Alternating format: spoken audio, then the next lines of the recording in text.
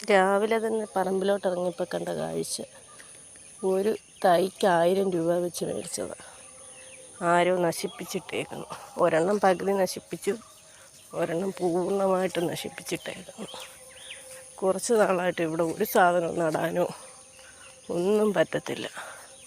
പന്നിയെ പേടിച്ചിട്ടാണ് നമ്മൾ റംബൂട്ടാൻ നടാമെന്ന് തീരുമാനിച്ചത്. അതിൻ്റെ അവസ്ഥയാണ് ഈ കാണുന്നത്.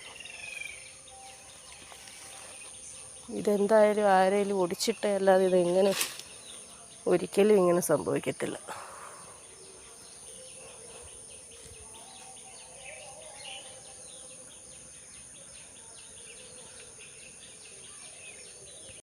റംബൂട്ടാൻ്റെ മാത്രം അവസ്ഥയല്ല, ഈ വാഴയുടെ അവസ്ഥ കണ്ടോ.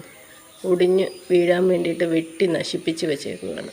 അത് പിന്നെ ഒടിഞ്ഞ് വീഴാതിരിക്കാൻ ഞങ്ങൾ കമ്പൊക്കെ കുത്തി നിർത്തിയിരിക്കുകയാണ്. ഇങ്ങനെയൊക്കെ ചെയ്യാൻ ആർക്കാണ് തോന്നുന്നത്?